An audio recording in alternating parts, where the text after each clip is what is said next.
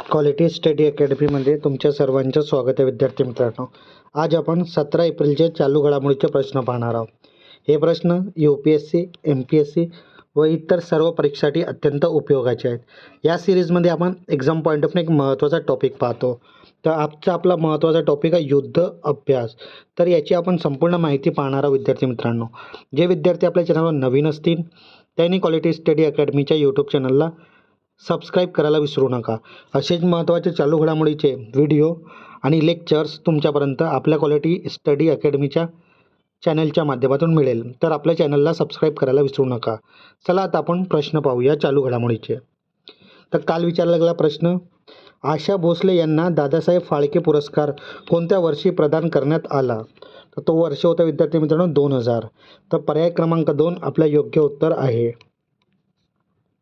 आता आपण पाहूया आजचे प्रश्न. 15 एप्रिल 2026 पासून फिक्कीचे महासचिवपदी कोणाची नियुक्ती करण्यात आली आहे? तर ते आहेत विद्यार्थी मित्रांनो अनंत स्वरूप. तर पर्याय क्रमांक 3 आपला योग्य उत्तर आहे. अनंत स्वरूप यांचे फिक्कीचे नवीन महासचिव नाव काय? अनंत स्वरूप. पद महासचिव जनरल सेक्रेटरी फिक्की. तारीख 15 एप्रिल 2026 रोजी प्रभावीपणे त्यांची नियुक्ती करण्यात आली. 1992 बॅचचे IRPS अधिकारी. अनुभव 30 वर्षापेक्षा जास्त.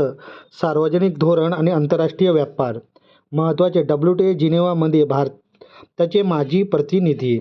सहकारी ज्योतिर्विज महासंचालक डायरेक्टर जनरल या पदावर कायम आहेत. त्यानंतर पुढला प्रश्न, विस्डन क्रिकेट अल्कनॅक 2026 मध्ये पुरुष क्रिकेटर ऑफ दी वर्ल्ड हा मान कोणाला मिळालेला आहे? तर हा मान विद्यार्थी मित्रांनो ऑस्ट्रेलियाचे क्रिकेटपटू मिशेल स्टार्क यांना मिळाले आहे. तर पर्याय क्रमांक 2 आपलं योग्य उत्तर आहे. त्यानंतर पुढला प्रश्न, विस्डन पुरस्कार 2026 मध्ये महिला क्रिकेटर ऑफ दी वर्ल्ड म्हणून कोणत्या भारतीय खेळाडूची निवड झालेली आहे? तर ती खेळाडू आहे विद्यार्थी मित्रांनो दीप्ती शर्मा. तर पर्याय क्रमांक 3 आपलं योग्य उत्तर आहे.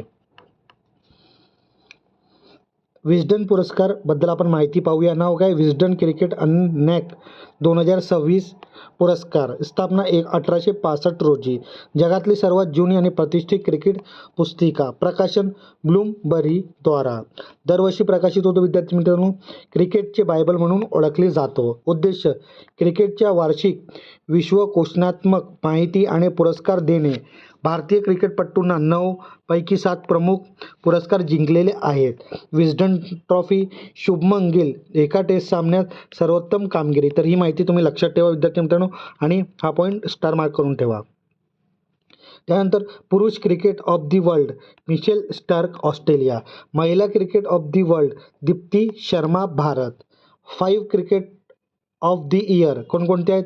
शुभमन गिल, रवींद्र जडेजा, रिषभ पंत, मोहम्मद सिराज आणि हजीब अहमद इंग्लंडचे. Leading T20 cricketer Abhishek Sharma Bharat. भारतीय खेळाडूंना 5 स्टार क्रिकेट ऑफ दी इयरमध्ये 4 जागा जिंकलेले आहेत. विस्डन क्रिकेट अल्कनॅक ही क्रिकेटच्या बायबल मानली जाते. दरवर्षी 5 cricket of the year, leading cricket in the world आणि विस्डन ट्रॉफी सारखे पुरस्कार दिली जाते. तर अत्यंत महत्त्वाचा पुरस्कार विद्यार्थी मित्रांनो क्रिकेट श्रेणीमध्ये. तर ही माहिती तुम्ही लक्षात ठेवा. त्यानंतर पुढला प्रश्न, कोणत्या देशाची पहिली महिला सेनाप्रमुख म्हणून जनरल जेनिफर स्कॉटफिल्ड यांची नियुक्ती झालेली आहे? तर तो देश आहे ऑस्ट्रेलिया देश. तर पर्याय क्रमांक 2 आपलं योग्य उत्तर आहे. Lieutenant general Jennifer Scottfield. नाव काय? Lieutenant general Jane Scottfield. देश ऑस्ट्रेलिया विद्यार्थी मित्रांनो. पद लष्कर प्रमुख, चीफ ऑफ आर्मी. विक्रम ऑस्ट्रेलियाची पहिली महिला लष्कर प्रमुख. कालावधी 2024 पासून 25 पासून कार्यरत. क्षेत्र ऑस्ट्रेलिया संरक्षण दल ADF. त्यानंतर पुढला प्रश्न, जागतिक क्वांटम दिवस 2026 कोणत्या दिवशी साजरा करण्यात आला? तर तो 14 एप्रिलला साजरा करण्यात आला. तर पर्याय क्रमांक 3 आपलं योग्य उत्तर आहे. त्यानंतर पुढला प्रश्न, भारताने वित्तीय वर्ष 2025-26 पेटेंट अर्ज करण्यामध्ये नवा राष्ट्रीय विक्रम केला आहे. तर जागतिक क्रमवारीत भारताचा क्रमांक किती आहे? तर विद्यार्थी मित्रांनो, जागतिक क्रमांकामध्ये भारताचा क्रमांक 6वा आहे. तर पर्याय क्रमांक 4 आपला योग्य उत्तर आहे. त्यानंतर याची रिलेटेड प्रश्न, पेटेंट अर्जाच्या बाबतीत भारतात कोणतं राज्य पहिल्या क्रमांकावर आहे? तर तो राज्य आहे विद्यार्थी मित्रांनो तामिळनाडू राज्य. तर पर्याय क्रमांक 3 आपला योग्य उत्तर आहे. आता आपण याबद्दल माहिती पाहूया. भारताने वित्तीय वर्ष 2025-26 पेटेंट अर्ज करण्यामध्ये नवा राष्ट्रीय विक्रम केलेला आहे. आर्थिक वर्ष 2025-26 भारताने एकूण 1,43,729 एवढे पेटेंट अर्ज केलेले आहे. हा नवा राष्ट्रीय विक्रम केला. 2024-25च्या तुलनेत 1,10,375 अर्ज मध्ये एवढी वाढ आलेली आहे. ते किती टक्के वाढ आहे? तर 30.2% एवढी वाढ. देशांतर अर्जाच्या वाटा 69पेक्षा जास्त टक्के आहे. उद्योग मंत्री पियुष गोयल यांनी याची माहिती दिली.